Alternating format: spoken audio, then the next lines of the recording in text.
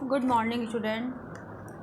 जो अपना ये सीक्वेंस मेरा चल रहा है अपना पंचायत, मैंने कल आपको कहा था मैं पढ़ाने जा रही हूँ आप लोगों को। पढ़ाने जा रही हूँ आप लोगों को चैप्टर 8 97 सेक्शन। देखिए इस सेक्शन में कहा गया है, इसमें हम आपको पढ़ाएंगे पेनाल्टीज़ एंड प्रोसीजर। क्या पेनाल्टीज़ कितनी और प्रोसीजर क्या है, यही पढ़ाएंगे हम आपको। चलिए शुरू करते हैं। Just a minute.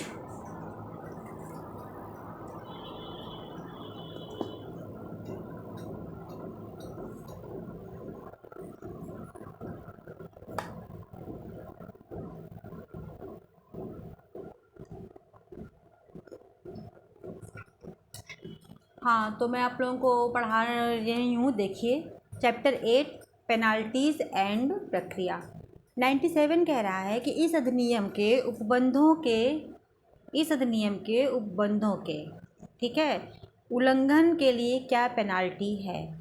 तो दो प्रकार, तो पहले 97 और 97A दोनों सेम है, दोनों में मामूली सा माइनर डिफरेंस है, लेकिन वो डिफरेंस बहुत ही इम्पॉर्टेंट है। देखिए यदि कोई व्यक्ति धारा 12B इसी सेक्शन चैप्टर 97 देखिएगा आप लोग। जब मैं जो देखिए मैं जो ओरल आप लोगों को पढ़ा रही हूँ वॉइस मेरा, तो आप क्या करिए अपना बेयर खोल लिया करिए, जब आप खुद से पढ़ा करिए, मेरा सुन लिया करिए, या फिर मेरे सुनने के साथ साथ आप बेयर अपना खोल के पढ़ेंगे तो आपको बिल्कुल समझ में आएगा। मैं बेयर की लैंग्वेज को बहुत समराइज़ करके और बहुत इजी वे में मैं आप लोगों को पढ़ा रही हूँ। मैं आप लोगों को पूरा लॉ पढ़ाऊँगी जितना PCSG और SGS को ज़रूरत है, ठीक है। देखिए जो कोई इस अधिनियम मतलब पंचायत अधिनियम की धारा 12BCA या 12BCC के उपबंधों के सिवाय, मतलब 12BCA और 12BCC के उपबंधों के सिवाय एक्सेप्ट किसी भी उपबंध का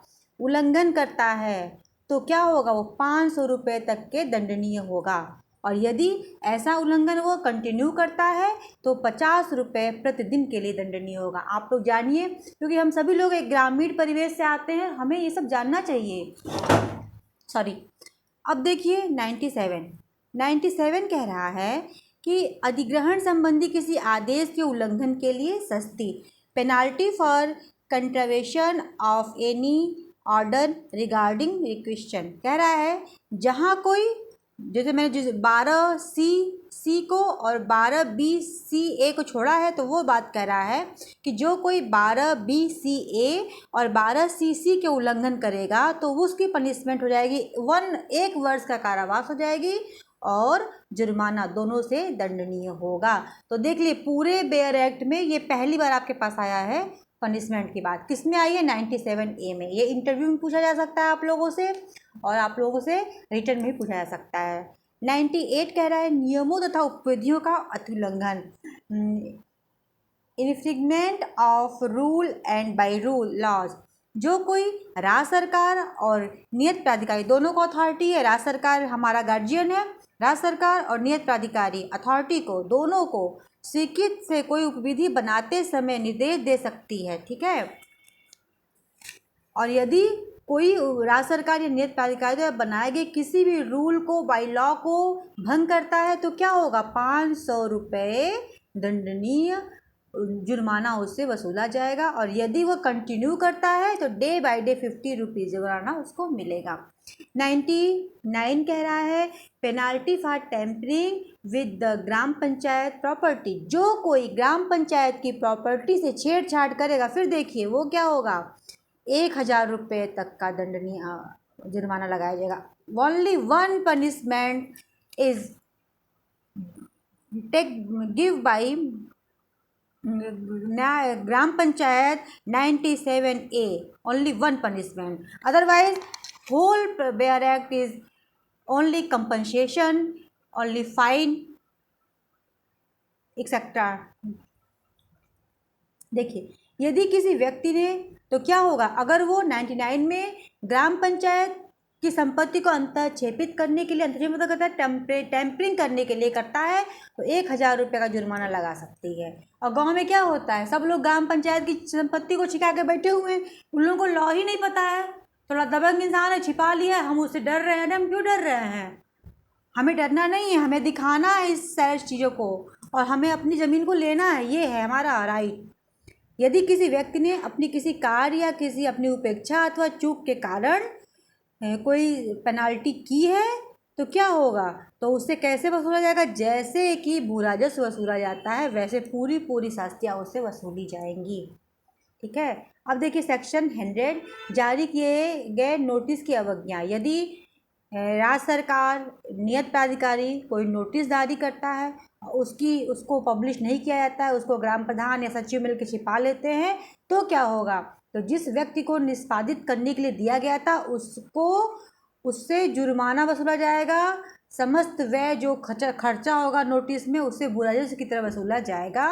और जुर्माना कितना लग सकता है? 500 रुपये लग सकता है, और 50 रुपये दिन प्रतिदिन का। उसके बाद नोटिस अवैध न होना। अपने प्रारूप में किसी दोष या लोप के कारण कोई नोटिस अवैध नहीं होगा। मतलब कुछ उसमें फंडामेंटल चीज़ें मिस्टेक है, अपने फॉर्म में नहीं, तो no notice shall be invalid on account of any defect और ओमिशन इन इट्स फॉर्म। कोई भी नोटिस को वो इलीगल नहीं कहा जाएगा। फिर देखिए अपीलें कहाँ हैं। इस अधिनियम के अधीन बनाए गए किसी नियम, उपविधि, ला में ग्राम पंचायत द्वारा दिए गए निर्देश से कोई व्यक्ति अगर क्षुब्ध है तो क्या करेगा? 30 दिन के भीतर अपनी प्रतिलिपि प्राप्त करने के अपेक्षित समय सम्मिलित नहीं होगा। मतलब विदिन 30 डेज। इसमें जो सर्टिफाइड कॉपी रहती है उसको माइनस कर दिया जाता है। हर अपील में, जैसे हमको हाई कोर्ट में अपील करनी है, आपका ऑर्डर पेंडिंग है, तो वो जो, या आपका लोअर कोर्ट में आपकी नकल पेंडिंग है, तो वो टाइम बार कर दिया जाता है। उसके बाद से अपील की डेट जोड़ी जाती है। तो क्या होता है, 30 दिन के अंदर नियत प्राधिकारी को अपील कर सकता है। जो क्या करेगा नियत प्राधिकारी? उस आदेश को परिवर्तित कर सकता है, रद्द कर सकता है या पुष्ट कर सकता है। ठीक है। उसके बाद नियत प्राधिकारी अपील के लिए अनुज्ञात अवधि को बढ़ा भी सकता है। अगर आपके पास बेसिक प्रॉब्लम है और आपने उसको बताया है तो नियत प्राधिकारी उसको आपके अपील के जो विदिन 30 डेज का है उसको बढ़ा सकता है। ये हर जगह है। भले लिखा था कि 30 दिन के अंदर अपील करिए, लेकिन सर्कमस्टांसेस ऐसी होती हैं कि हम उस डेट को बढ़ा सकते हैं। अब देखिए 103 में कतिपय मामलों में अभियोजन का निलंबन। यदि धारा 102 में किसी आदेश अथवा निवेश के विरुद्ध कोई अपील की गई हो तो ऐसा आदेश अथवा निर्देश के प्रवृत्त करने के लिए कोई कार्रवाइयाँ, उसके उल्लंघन के लिए कोई गए अभियोजन नियत प्राधिकारी की अवज्ञा से अपील का निर्णय होने तक निलंबित किया जा सकता है। ऐसे कोई आपको पनिशमेंट दे दिया गया हो और आपने उसके अकॉर्डिंग अपील की हो तो क्या होता है, जितने दिन तक वो पेंड करेगा उतने दिन तक अपील के जो वो है समय है उसको रोक दिया जाएगा। 104 कहता है अपराध को समन करने की शक्ति। समन मतलब क्या होता है? कंप्रोमाइज़ करने की शक्ति भी दी गई है। तदर्थ बनाए गए नियमों के अधीन रहते हुए ग्राम पंचायत किसी आपराधिक वाद के संसित किए जाने के पूर्व या पश्चात, बिफोर या आफ्टर, इस अधिनियम के अधीन बनाए गए नियम उपनियम के अधीन रहते हुए क्या करेगा? उसको समझौता करा देगा। समझौता कैसे होता है? धनराशि नकद भुगतान के द्वारा। जब किसी अपराध का शमन किया जाता है तो अपराधी यदि अभिरक्षा में हो तो उसे छोड़ दिया जाएगा। इस प्रकार शामिल अपराध में कोई आगे कार्रवाइयाँ नहीं, सारी कार्रवाइयाँ सस्पेंड हो जाएंगी। देखिए 105 प्रवेश व निरीक्षण, एंट्री एंड इंस्पेक्शन। ग्राम प्रधान का प्रधान ग्राम पंचायत द्वारा तदर्थ प्राधिकारी द्वारा किया गया वो कहीं भी जाके अपना निरीक्षण कर सकता है, प्रवेश कर सकता है, उसको रोका नहीं जा सकता। लेकिन बस कुछ रूल है कि अगर घर में महिलाएं रह रही हैं सूर्यास्त के पूर्व, सूर्यास्त के बाद नहीं, घर में महिलाएं तो उनको हटाने की भी व्यवस्था रहेगी और 4 घंटे पहले नोटिस दी जाएगी। इन शर्तों को पूरा करके वो जाके इंस्पेक्शन कर सकता है। 106 कहता है ग्राम सभाओं, ग्राम पंचायतों, उनके अधिकारियों अथवा न्याय पंचायतों के अधिकारियों सेवकों के विरुद्ध सिविल वाद, ये जो भी है इनके लिए सिविल सूट लाई करती है। उसके लिए उनको लिखित नोटिस देनी पड़ती है 2 माह। जैसे कि हमने CPC में 80 में है ना लोक सेवकों को नोटिस, उस तरह से वही प्रक्रिया यहाँ पे होगी और नोटिस दी जाती है 2 माह के लिए। उसके बाद उनका सिविल सूट चलता है।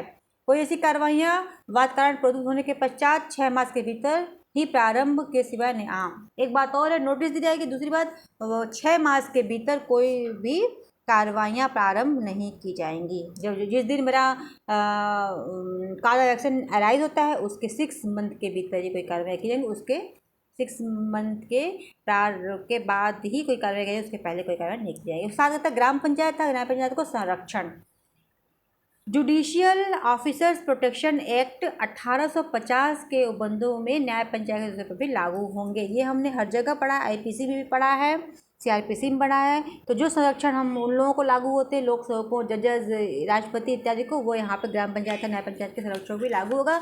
अगर उनको संरक्षण नहीं दिया जाएगा तो न्याय हमको नहीं मिल सकता। लेकिन अगर वो गलत करते हैं तो उनके लिए भी हमारे पास बहुत सारे प्रावधान हैं।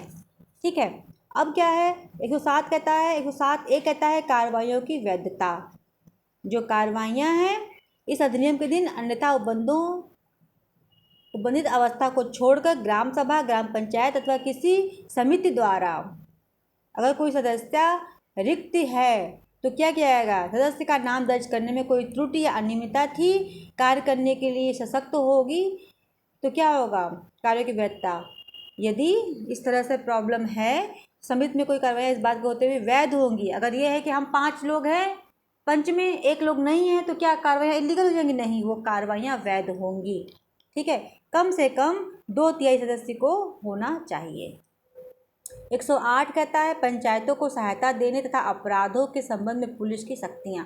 पुलिस का प्रत्येक अधिकारी किसी ऐसे अपराध को जो इस अधिनियम या इसके अधीन बनाए गए किसी नियम या उपविधि के विरुद्ध किया गया हो, क्या करेगा, न्याय पंचायत को अपनी सुरक्षा देगा, सहायता देगा। 109 कहता है यदि न्याय पंचायत की अधिकारिता के संबंध में अथवा 2 या 2 से अधिक व्यक्ति के बीच विवाद हो तो नियत प्राधिकारी जो है उस विवाद को निपटाएगा और नियत प्राधिकारी का जो ऑर्डर होगा, निर्णय होगा, वो अंतिम होगा। इस पर कोई आपत्ति नहीं होगी, लेकिन आप हाई कोर्ट आ सकते हैं रिट के द्वारा। 109A अभिलेखों की अभिरक्षा में उन्हें प्रमाणित करने का ढंग। जो भी डॉक्यूमेंट्स होंगे उन्हें ग्राम पंचायत के सभी अभिलेख उसके सचिव की अभिरक्षा में। कहाँ रहे ग्राम पंचायत के सभी अभिलेख कहाँ रहते हैं? सचिव की अभिरक्षा में रहते हैं। सचिव जो होते हैं वो बहुत इंपॉर्टेंट होते हैं। और आप लोग गांव वालों को सचिव को जानना चाहिए, उनका नाम, उनका मोबाइल नंबर अपने पास रखना चाहिए। कोई प्रॉब्लम हो सचिव के पास जाना चाहिए। सचिव आवेदन करने पर और फीस, विहित फीस, मुश्किल से 10 रुपये 5 रुपये की फ़ीस होती है, वो देने पर आपको उसका अभिलेख आपको दे देगा। और ये जो अभिलेख होता है ये साक्ष्य विधि में ग्राह्य माना जाता है।